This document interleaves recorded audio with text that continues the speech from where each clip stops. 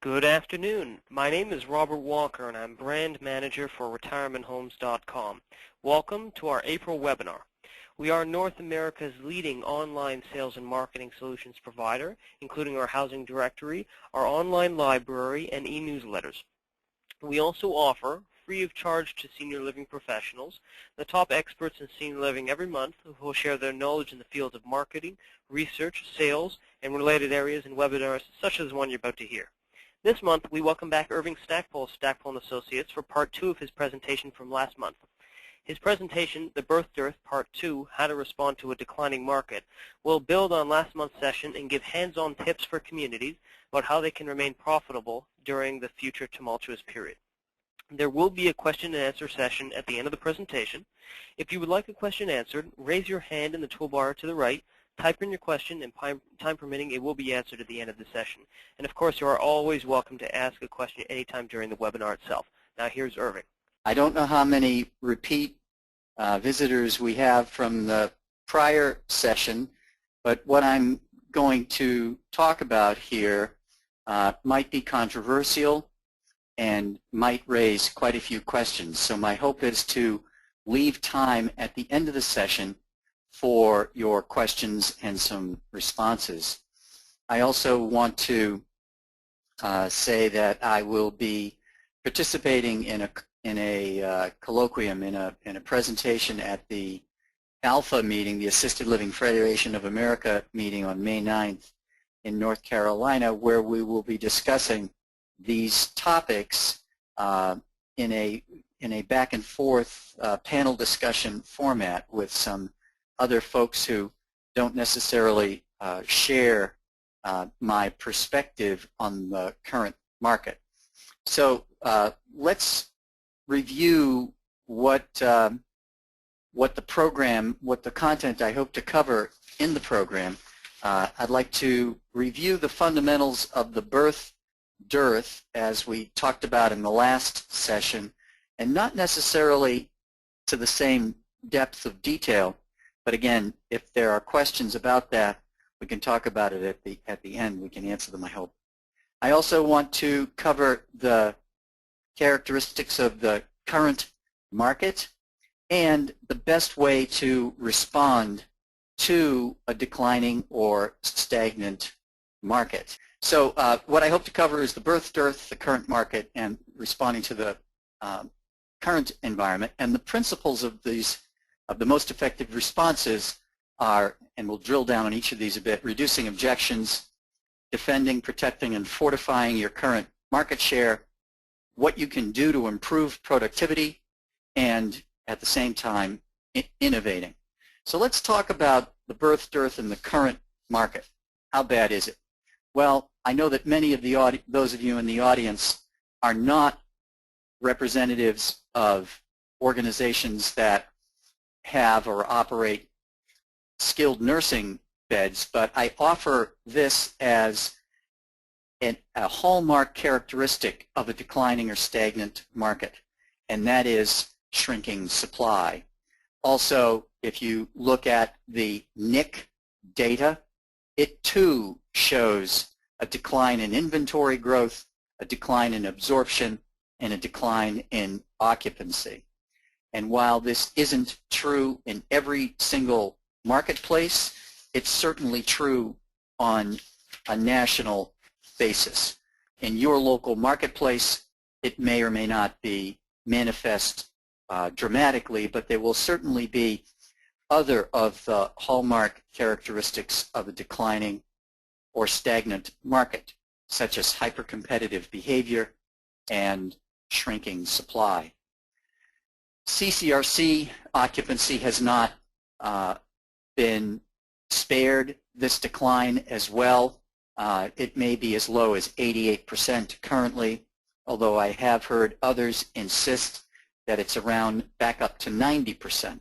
I'm not quite sure how one derives some of these numbers, but the bottom line from my observation and the best available data is that occupancy and utilization in the seniors housing segments is certainly down.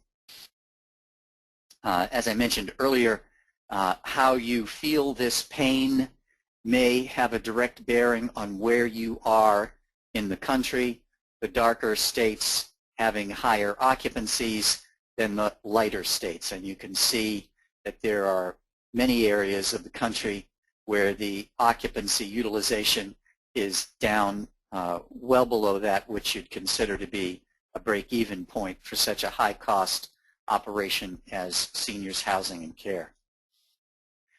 So marketing, all marketing is really nothing more than the matching of supply and demand. And demand in this context means aged consumers. So among the aged cohorts, which is by definition your market, our markets, what have been the changes in these markets, both quantitative and qualitative? Well, this chart is the heart of the conversation that we started a few years ago about decline in the seniors care market. And I want to point to this particular valley or dip in the chart of live births in the United States from 1905. This says 2002, but actually this chart goes to 2010. You'll notice that from 1925 to 1945, there was a trough, there was a dip in the number of live births in the United States, and this is due to what we all recognize as the economic and environmental difficulties of that period. We had notably a Great Depression. Many people point to 1929, 1930, but indeed there were echoes of that depression both before and after, sort of like an earthquake and some of the tremors that occur both before and afterwards. There was also in much of the United States a period called the Dust Bowl, when the agricultural heart or the agricultural core of the United States was shaken to the bone. Ken Burns just recently released a PBS film about this, which is quite compelling.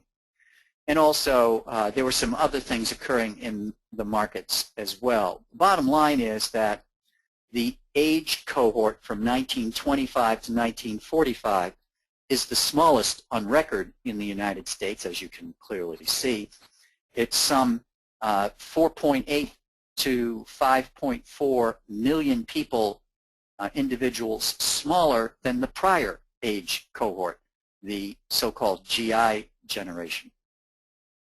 Now, this has a direct bearing on what we're talking about here because, as we know from research, the average age on move-in to assisted living or residential care facilities, as they choose to call it, RCFs, in the United States is 86 years of age, and the average age on enrollment or in entry into skilled care is equally, is in the 86 to 87 years of age time frame.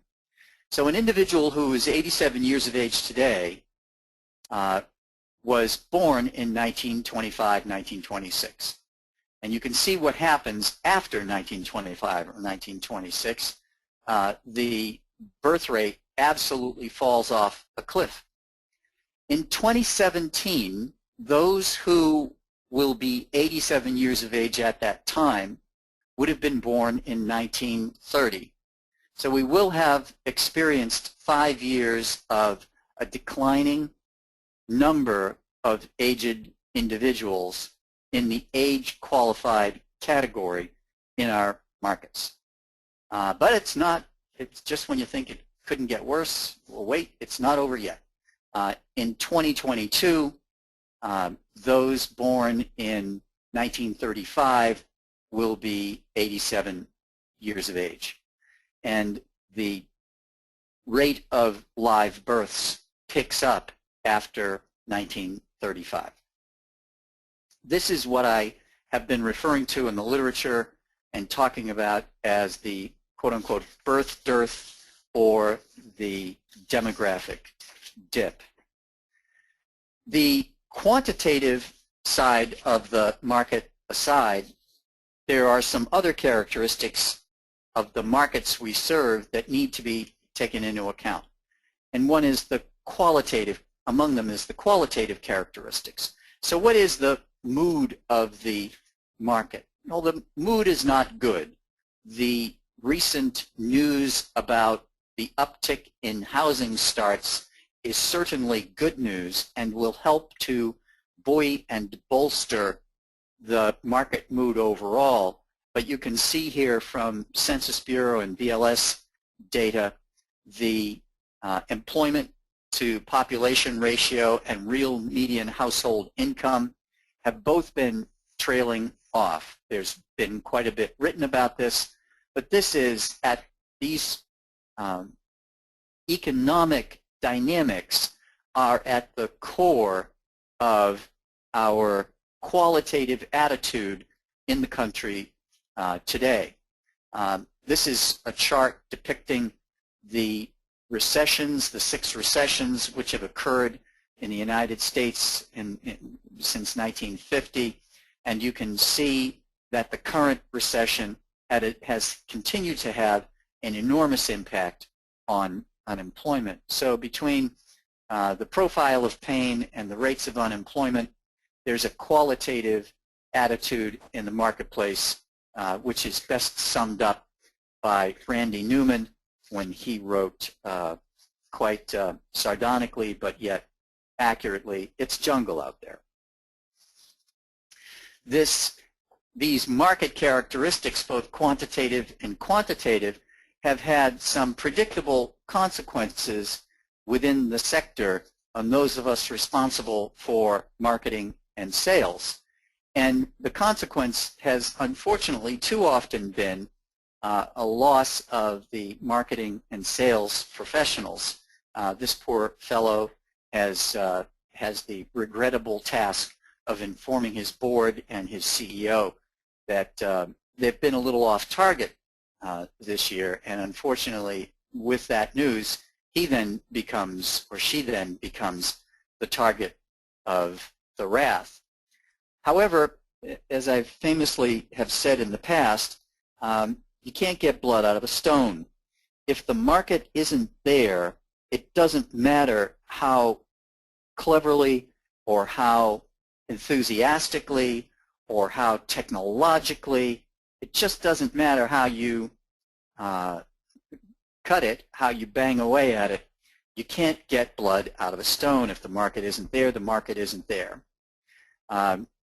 Many of our marketing professionals, marketing and sales professionals in the sector who are otherwise very, very competent, because they are simply unaware of the quantitative and qualitative dynamics in the market which are occurring, they're unable to articulate it and to protect and defend themselves in their roles within their organizations. And with this information, one of my sincere hopes is that those who should not suffer this fellow's fate are able to protect and defend themselves. So the conclusions that we can draw is that the market, the age-qualified market in the United States is stagnant or actually declining. And it may vary from MSA, Metropolitan Statistical Area, to MSA, region to region, but overall the market is stagnant or it's declining. The second issue is that disability rates are also declining. Now there's a subtle nuance here that needs to be teased out.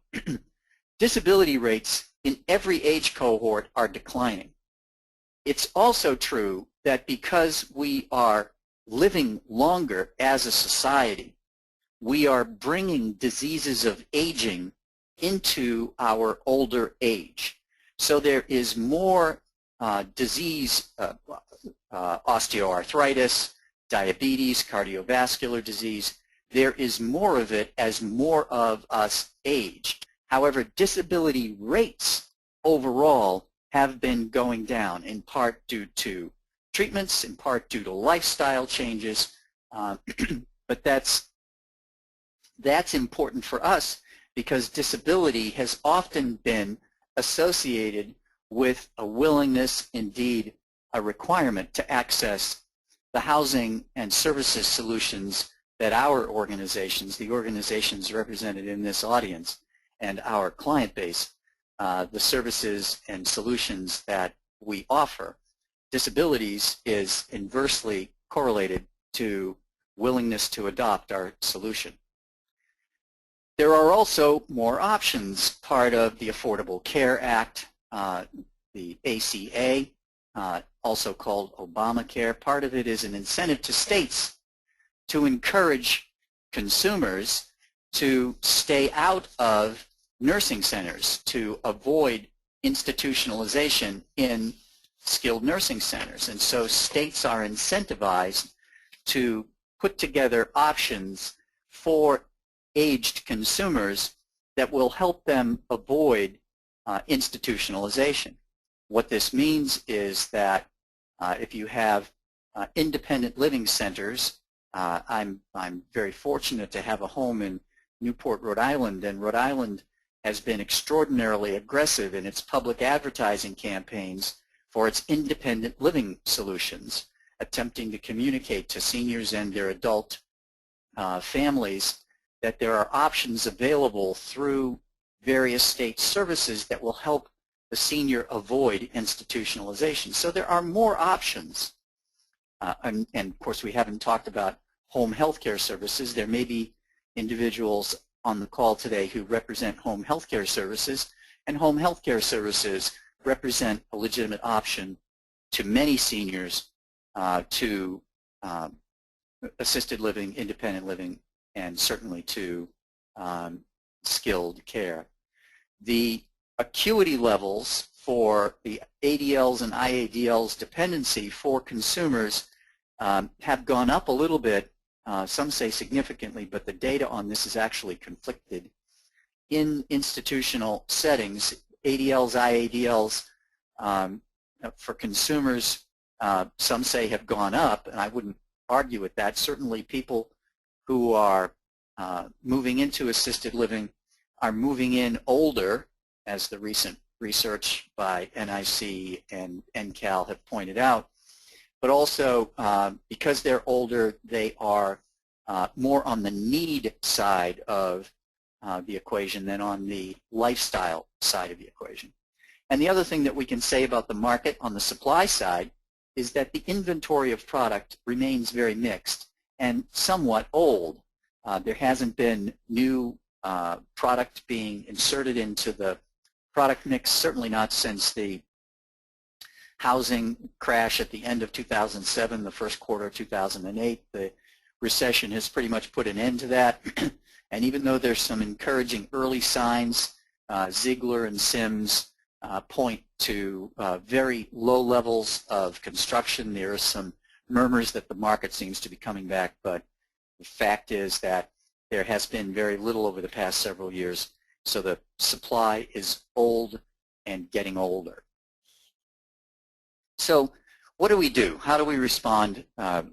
We've talked about the characteristics of the market and described both quantitative and qualitatively what's happening in the market. So what can we do? I'm going to drill down on 4 strategic methodologies which I believe will have a significant impact and can allow organizations to adapt these to both survive and possibly to thrive. The first is to remove obstacles and barriers. I'll talk a little bit about that. The second is to fortify, protect, and defend market share, which means managing toward loyalty, which is quite a bit different from managing toward satisfaction. The third is productivity growth, and the fourth is innovation and differentiation. By removing obstacles and barriers, the first point I want to make is that ease of access is critical. That is to say, how easy is it for moderately interested or interested prospects to reach you and be engaged in a dialogue with you. Certainly the leading organizations in the sector, and I suspect many of you who are on this call work for or represent leading organizations in the sector. You are at the leading edge of inquiry, attempting to learn and push the envelope. However, I find surprising levels of unresponsiveness among assisted living, independent living providers, even in this marketplace. We conduct mystery shopping, we do web-based inquiries for both clients and their competitors, and it's stunning to me how lackadaisical and how unresponsive many seniors housing companies are to inquiries. So ease of access also includes how easy is it to find you. Again, this isn't a seminar about search engine optimization or friendliness, search engine friendliness, but how easy is it to find you? If I Google seniors housing in your marketplace area, where do you show up in the rankings? Obviously, your organic position or your paid position is terribly important to how easy it is to find you. Response time. I think the moral of the story here is be fast, be quick, or be lunch. If you don't respond quickly, the prospect, the interested party, will go to the competitor, and you may lose the opportunity with that consumer. And the third point is to remove the negative metaphors. I have been banging on about this, and I can only ask you to go to some websites and read through.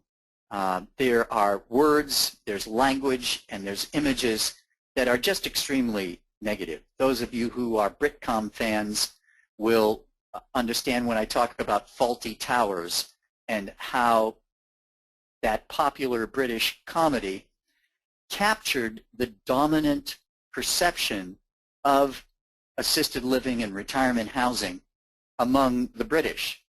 Well, in America, we have a similar icon in Gran Torino, a movie with Clint Eastwood, where his over-eager daughter and son-in-law attempted to show Mr. Eastwood, show Dad, some options for seniors housing. And the way he reacts should be burned into our minds.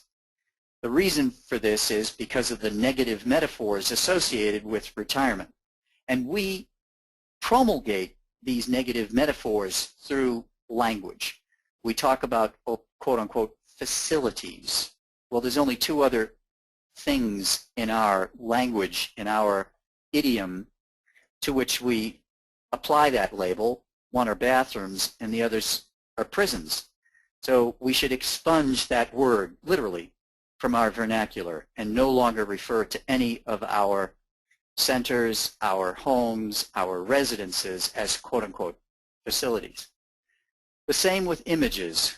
Look carefully at the pictures. What are the pictures? I see too often pictures of buildings rather than pictures of people, pictures of activities, pictures of how I want my aged relative or how I want myself to be seen. So the images need to be aspirational and not descriptive. So those are all the ways that I believe we have work to do to remove obstacles and barriers. The next area is to fortify, protect, and defend, which is it's critical to defend existing market share. And we have the best opportunity to defend existing market share by managing toward loyalty rather than satisfaction. And what we know from behavioral science is that we can achieve highest levels of loyalty by recovering effectively from errors we have made. In a service-based business such as we're all involved, we don't have to seek, we don't have to search, we don't have to dig too hard to find errors. Errors are around us all the time. The issue is that those errors are seen as quote-unquote problems or as quote-unquote issues to be avoided. On the contrary, errors are an opportunity for us to recover effectively and thereby to increase loyalty to levels higher than was possible had we provided error-free service in the first place. I know you understand this in principle. Service America, there's several very, very well-published, widely publicized data and information about this. It's a well-established fact that loyalty is critical in return business, and it's in fact more important than satisfaction. The third area is productivity growth. Now, in our sector, we are faced with this is an old metaphor, the new normal. The new normal is that we will be expected to do more, to do it better, do it faster, and to do it for the same amount of money or less. I don't think there's anybody that would argue with that, and this is the environment in which we can anticipate operating, certainly for the next 5 to 7 or 8 years. And what that means is that the only way you can accomplish that is through productivity growth. And this productivity growth can only be accomplished by engaging employees in proven methods to increase efficiency. Now, this is a challenge, especially in those organizations that have viewed employees as mere cogs in the machine or as mere resources to be utilized and as expendable. The truth is that our employees are the most critical strategic asset that a seniors housing and services provider possesses. And it's critical that employees be engaged, that they understand the challenges in front of the organization, and that their best efforts toward improving productivity be enlisted. And it can be done. There are a host of examples of how this can be done, and the difference between the winners and the losers in this in the next 5 to 7 to 8 years will be those organizations who engage their employees and those who merely tolerate them. The final fourth area is accelerating innovation. And you say, well, how can we innovate if we're improving productivity? In fact, these characteristics go hand in glove. There are many, many examples of that, and one of the citations in the PowerPoint presentation, which you can access on the Stackpole and Associates website or by retirementhomes.com, one of the resources is an article about surviving in stagnant or declining industries that was published by the Turnaround Management Association back in 2002. The author was Bob Angart, and he clearly shows that innovation is at the heart of productivity growth, and productivity growth only occurs where innovation occurs as well.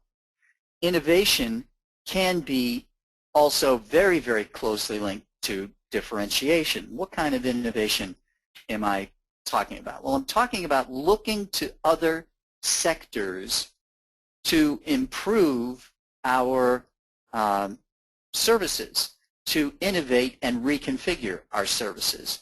One of the things that I would look to seniors housing providers to embrace is technology. I've said this before, and I have never had anyone challenge me about it. Local grocery stores have better technology than local seniors housing providers. And yet we operate, our mission is so much more critical. and we operate at similar margins. So there's certainly technology that can be adapted to the seniors housing sector that would allow for innovation and for productivity growth. So the 4 areas that I have reviewed here are reducing objections and removing negativity, defending, protecting, and fortifying your existing marketing share, improving productivity, which is at the heart of engaging employees, or rather, engaging your employees is at the heart of improving productivity, and innovation. The blessing or the gain, the benefit of innovation is simultaneously improving productivity and differentiation, allowing the marketing and sales professionals to communicate to our audiences how our community has embraced a new technology, a new method of innovation in order to improve the care and the services of those being served. So that's the core strategic message, and those are the 4 areas that I wanted to bring home and drill down into a little more deeply, following up on last month's presentation about the quantitative and qualitative characteristics of the market. So what I'd like to do now is see if there are any questions that we may be able to handle for you. Yes, hi Irving, this is Robert Walker again. Thank you very much for that presentation. We do have a few questions. Do you actually mind pulling up our contact page just so if anyone is interested in following up with either of us later, they're able to do so? Excellent, thank you. So we have a couple questions. Dave asked, who is the audience for loyalty? Is that the adult children? Terrific question, Dave. I think that there's 3 audiences. There are the consumers themselves, there are the adult children, and there are the employees.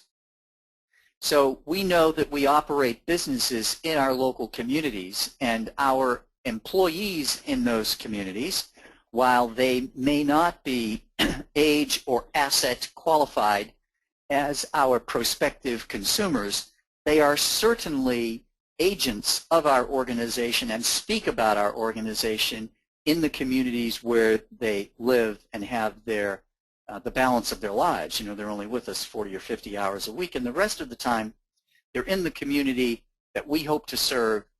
They're in the community where we want to build a reputation, and if they are speaking positively about how there was an error in their paycheck, but their boss handled it right away and handled it swiftly and handled it well, that will speak volumes to us. So I think there are 3 audiences for this. Thank you, Irving. We have another one here as well. Can you give some ideas and references for ideas about staff productivity growth, just building on your answer just a moment ago? Well, yes, thank you for that. Certainly, staff productivity growth is well documented in other sectors. There's some very good literature available through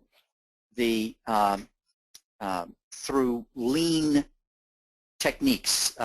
There are excellent materials available.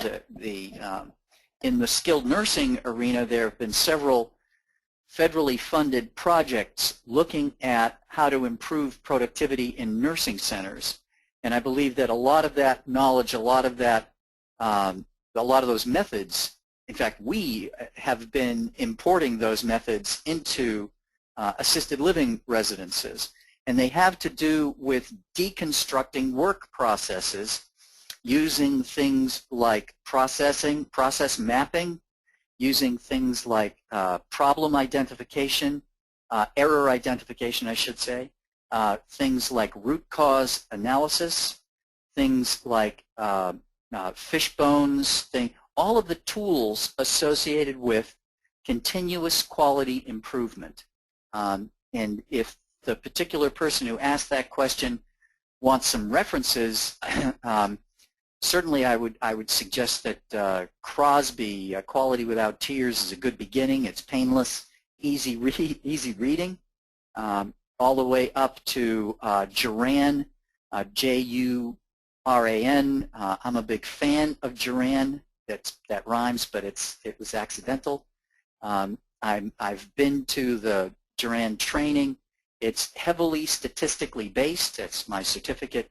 Is in statistical process control, which makes most people's eyes glaze over, but it's actually great stuff. When you begin to deconstruct processes within a complex service environment, you can have a transformational effect on how those services are delivered and the amount of inputs, the amount of labor required to deliver those services can be significantly reduced.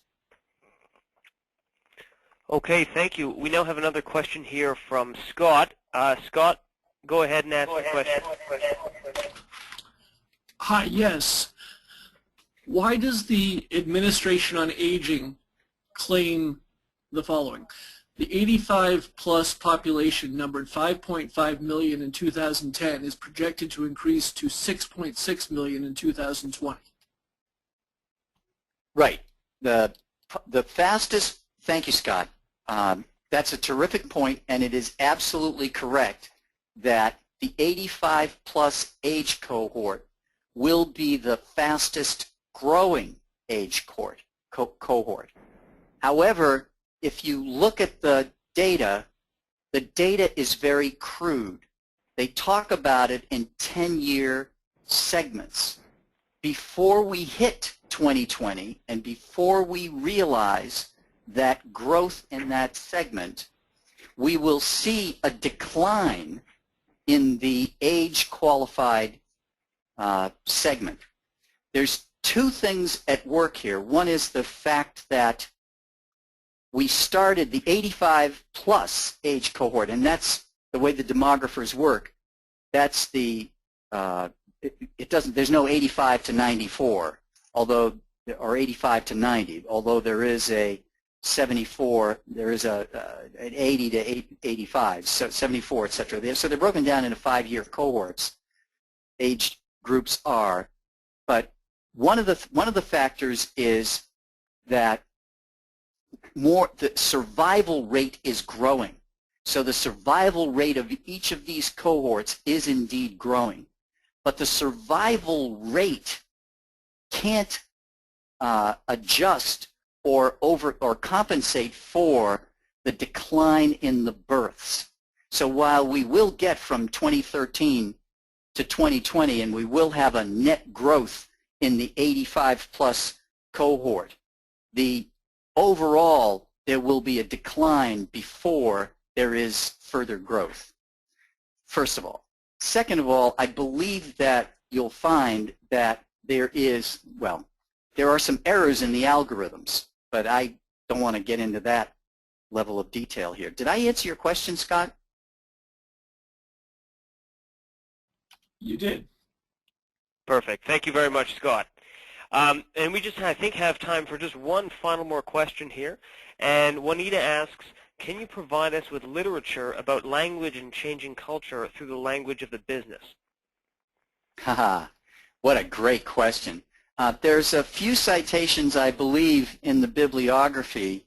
I really like, there's two books that I think, for those of us in the business who are tasked with creating copy, creating language, I believe that there are two books that I would recommend. One is the Heath and Heath book called What Sticks? And the other book, which I actually like, it's a little farther out on the edge, is called Marketing Metaphoria. And that book talks about the metaphors, it talks about the overall communications that embrace everything, the language, how the language appears on the page, the words, what the words mean to the prospective audience, the colors, the images, embraces all of the tools of linguistics. And I recommend those two things as a way to get much smarter about how to language our businesses. And for those of you responsible for websites, I would, if you want to see, our target market are the adult female advisors. And if you want to see good websites, go to Jenny Craig or Zappos. Those are two very good websites that are beautifully targeted. They get the target population, which is our target population, and you can see aspirational images, you can see easy call to action, you can see positive type on clear or translucent backgrounds, see all the characteristics of what we believe good websites should have. Perfect. Thank you very much again, Irving, for that fascinating presentation. Again, that was Irving Stackpole of Stackpole and Associates.